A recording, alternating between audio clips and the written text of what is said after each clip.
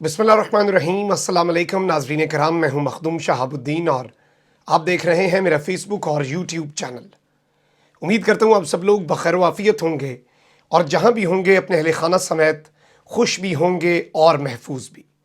नाज़रीन कराम, वज़ीर आज़म पाकिस्तान इमरान खान ने ना सिर्फ पूरी कौम बल्कि अपोजिशन को सरप्राइज़ भी दिया और इस मार्के में इमरान खान ने अनएक्सपेक्टेड इक़दाम उठाए और पूरा दिन आज का पाकिस्तान तहरीक इंसाफ के नाम रहा।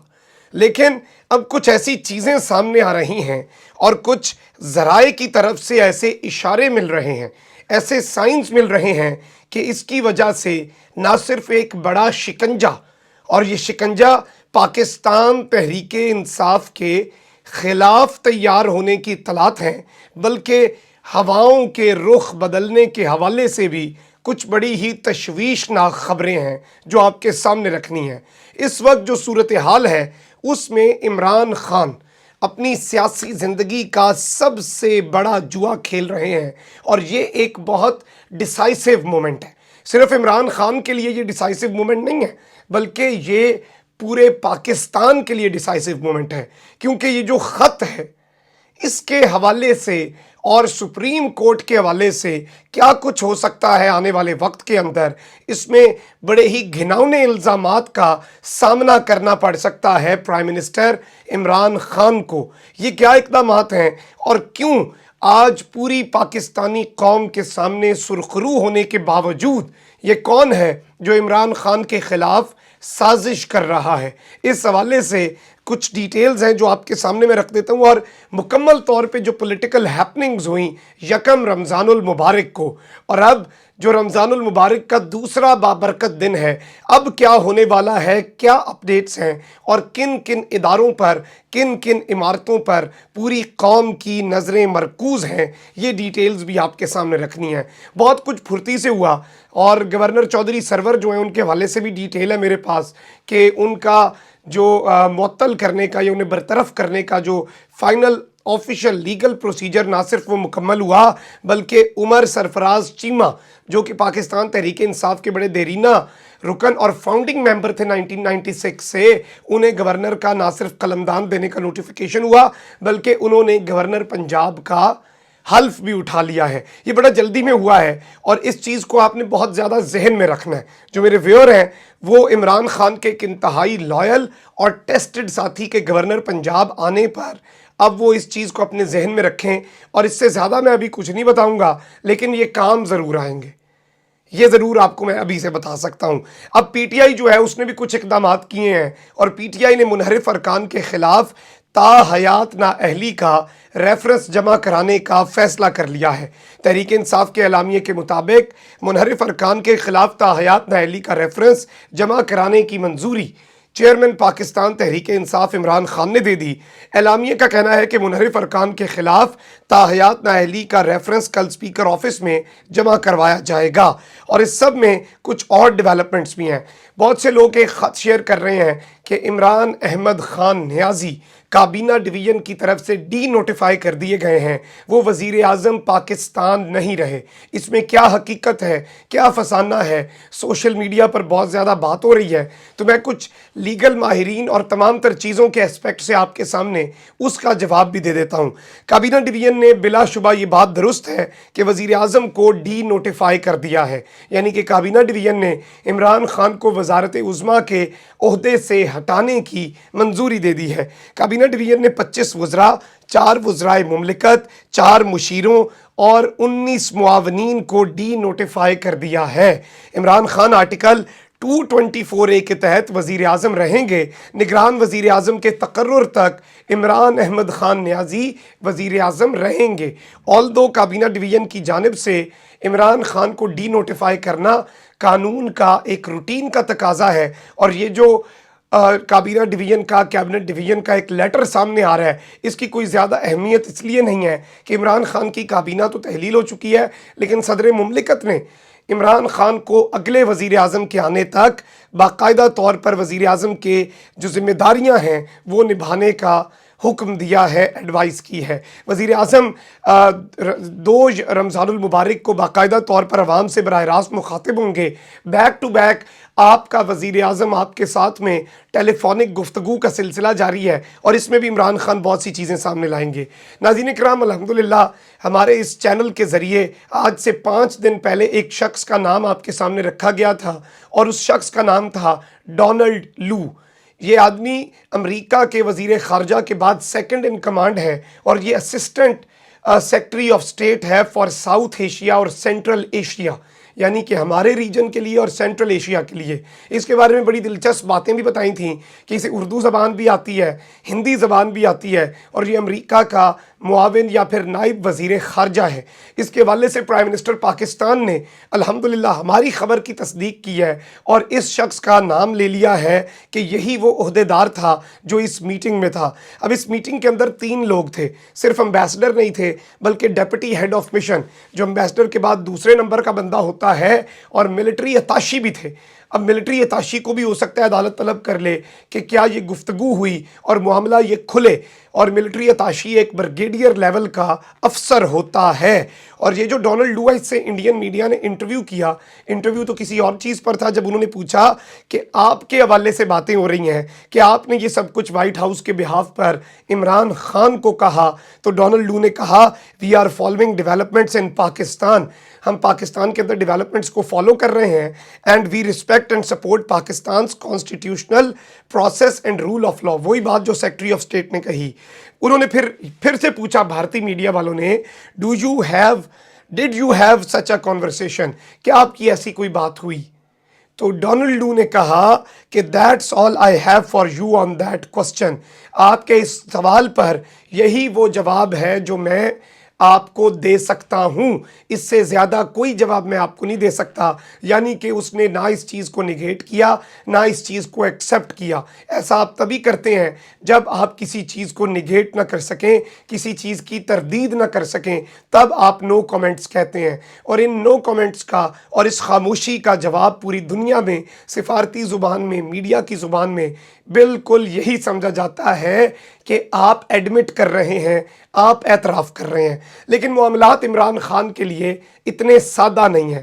یہ چیزیں آپ کو سن کر یہی لگ رہا ہوگا کہ خان صاحب کے لیے حالات سازگار ہیں، خان صاحب کے لیے حالات جو ہیں وہ آئیڈیل ہیں، بٹ دا تھنگ از کہ اتنے آئیڈیل نہیں ہیں۔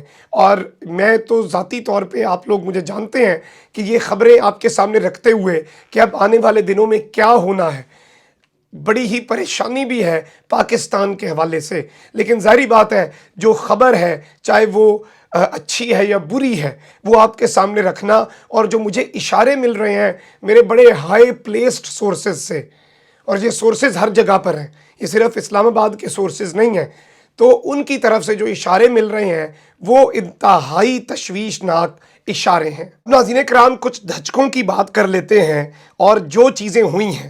سب سے پہلے تو ایک ڈپٹی اٹارنی جنرل جو ہیں وہ مستعفی ہوئے، ان کے حوالے سے میں خبر آپ کے سامنے رکھ چکا ہوں۔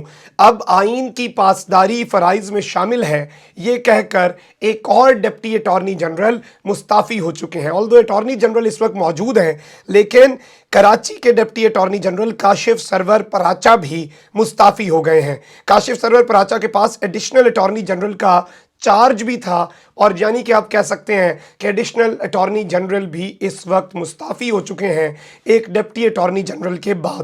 صدر مملکت کے نام دیے گئے استعفے میں کاشف سرور پراچا کا کہنا تھا کہ بطور ڈپٹی اٹارنی جنرل آئین اور قانون کی پاسداری فرائض میں شامل ہے، آج ہونے والے واقعات کے تناظر میں میں استعفیٰ دے رہا ہوں۔ اس سب میں سپریم کورٹ بار ایسوسی ایشن نے یہ بیان دیا ہے کہ عدم اعتماد پر ووٹ لازم تھا، اسپیکر رولنگ سے ختم نہیں کر سکتا۔ اور سندھ بار نے کیا کہا ہے؟ جو سندھ ہائی کورٹ کا بار ہے، اس نے کہا ہے کہ صدر، وزیر اعظم اور ڈپٹی اسپیکر کا اقدام سنگین غداری کے زمرے میں آتا ہے، اور اس میں چیف ایگزیکٹو سمیڈا جو ہیں وہ بھی احتجاجاً عہدے سے مستعفی ہو گئے ہیں کہ پرائم منسٹر آف پاکستان جو ہیں انہوں نے آئین شکنی کی ہے۔ یہ سمیڈا کیا ہے؟ یہ small and medium enterprise development authority ہے، جس کے سی ای او ہاشم رضا نے بھی وزیر اعظم عمران خان کی آئین شکنی پر एहतजाजन इस्तीफा देने का फैसला किया है। तो ये चीज़ें आप ज़रा ज़हन में रखें जो मैं आपके सामने केस बिल्डअप कर रहा हूँ। सुप्रीम कोर्ट ने ये हुक्म भी दिया है कि पंजाब में नए वज़ीर आला का तकर्रुर आईनी और पुरअमन तरीके से हो, यानी कि इसमें कॉन्स्टिट्यूशनल और पीसफुल, ये दोनों चीज़ें बड़ी इंपॉर्टेंट हैं। यानी कि स्पीकर पंजाब असम्बली और डिप्टी स्पीकर पंजाब असम्बली को कहा गया है कि गैर आईनी इक़दाम ना उठाया जाए। क्या ये इस तनाजुर में है कि स्पीकर कौमी असम्बली ने गैर आइनी इक़दाम उठाया? इस पर जो अदम एतमाद पर वोटिंग ना होने का मामला है, सुप्रीम कोर्ट की जो कल की समाअत है उसका हुक्मनामा भी जारी हो चुका है। सुप्रीम कोर्ट के हुक्मनामे के मुताबिक रजिस्ट्रार ऑफिस ने अदम एतमाद तहरीक पर मीडिया में रिपोर्ट हुए वाक़यात का नोट भिजवाया। रिपोर्ट्स के मुताबिक डिप्टी स्पीकर ने अदम एतमाद की तहरीक आर्टिकल 5 की रोशनी में मुस्तरद कर दी। रजिस्ट्रार के नोट पर चीफ जस्टिस पाकिस्तान के चैम्बर से हुक्म जारी किया गया। चीफ जस्टिस की जानिब से हुक्म जारी किया गया और कहा गया कि सुप्रीम कोर्ट के मुतअद्दिद जज साहिबान ने मुझसे मुलाकात की और इसके बाद आइन के आर्टिकल 184 की शिक 3 के तहत कार्रवाई का हमने फैसला किया है। जस्टिस की सरबराही में जस्टिस एजाजुल हसन और जस्टिस मोहम्मद अली मजहर पर मुश्तमिल बेंच तश्कील दिया गया और केस को अज खुद नोटिस नंबर 1 2022 का नंबर दिया गया है। हुक्मनामे में कहा गया है कि अटॉर्नी जनरल पाकिस्तान, सदर सुप्रीम कोर्ट बार और मुख्तलिफ सियासी जमातों के वकला पेश हुए और आइन के इक़दाम के हवाले से तमाम तर लोगों को, नाज़रीन कराम, जो चीज़ें हैं उन्हें इस वक्त सुप्रीम कोर्ट ऑफ पाकिस्तान के अंदर कह दिया गया है और 2 रमज़ानुल मुबारक यानी कि सोमवार के दिन, आज के दिन सुप्रीम कोर्ट ऑफ पाकिस्तान जो है वो इसकी समाअत करेगा दिन 1 बजे। अब सियासी सूरत हाल पर नोटिस में सुप्रीम कोर्ट ने लार्जर बेंच बनाने का फैसला कर लिया है। इस चीज़ को आपने बहुत ध्यान से देखना है। और अब इस सारी की सारी सूरत हाल के अंदर जो इससे पहले 3 रुकनी बेंच था वो, नाज़रीन करम, जस्टिस एजाजुल हसन और जस्टिस मोहम्मद अली मजहर शामिल थे और इसके बाद अब सुप्रीम कोर्ट ने वाज़ेह हिदायत दी हैं कि हम एक लार्जर बेंच बनाने लगे हैं। इन चीज़ों को अपने जहन में रखें। कुछ ज़राए ये कह रहे हैं कि ये ख़त या फिर ये जो मरासला है या ये जो दस्तावेज़ है इस पर बहुत से गैर मुसद्दिका, अभी तक मैं कहूँगा, लेकिन ज़राए ये कह रहे हैं कि इसमें फॉर्जरी की गई है, यानी कि इसमें रद्दो बदल की गई है जो कि नौसरबाजी के ज़ुमरे में आती है और पाकिस्तान के सिक्योरिटी नाफिज करने वाले इदारे इसे अभी तक पाकिस्तान के ख़िलाफ़ साजिश नहीं समझते। नेशनल सिक्योरिटी कमेटी की मीटिंग में इस पर तशवीश का इजहार किया गया, इसका जवाब देने का फ़ैसला किया गया, लेकिन सब ने इसे बैरूनी साजिश समझने पर जो एक यूनानिमस डिसीजन है, ज़रा ये कह रहे हैं कि वो रीच नहीं हुआ था। ये सारी जो चीज़ें मैंने आपके सामने रखी हैं, इनके तनाजुर में नाज़रीन कराम इमरान खान के सारे इक़दामात अवाम में अप्रिशिएट किए जा रहे हैं। अवाम खुश है, मेजॉरिटी पब्लिक, आप सोशल मीडिया के ट्रेंड्स देख लें, अवाम शुक्राने के नफल अदा कर रही है। लेकिन यहाँ पर इस सारी खुशी में कुछ अलार्मिंग बेल्स हैं जो बज रही हैं और हुए है ये कि जो जितने इस्तीफ़े हुए उसके बाद अब जो मामलात हुए हैं और कहा यह जा रहा है कि आप अगर चंद मखसूस मीडिया को भी देखें, मुकम्मल तौर पर आइन शिकनी को बार बार रिपीट किया जा रहा है। ये आइन शिकनी जो बार बार रिपीट हो रही है, ये अवाम के जहनों में डालने की कोशिश की जा रही है कि हमने माहौल बनाना है और इस माहौल में हुकूमत को जो इक़दामात हैं, खान साहब के लिए एम्बैरसमेंट ये हो सकती है कि डिप्टी स्पीकर के इस मामले को कलअदम हो जाए, डिप्टी स्पीकर के ख़िलाफ़ आर्टिकल 6 के तहत कार्रवाई हो जाए एंड ऑब्वियसली ये सारे के सारे इक़दामात जो हैं, अगर ये अल्लाह ना करे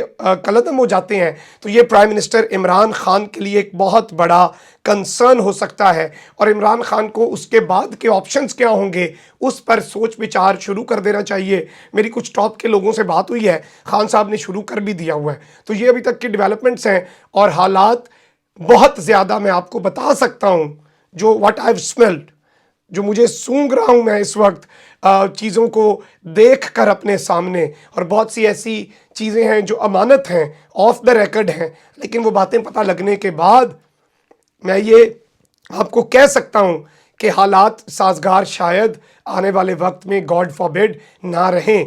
इसलिए खान साहब को और अवाम को तैयार रहना होगा। कमेंट सेक्शन में राय का इज़हार ज़रूर करें। अल्लाह निगहबान। पाकिस्तान जिंदाबाद।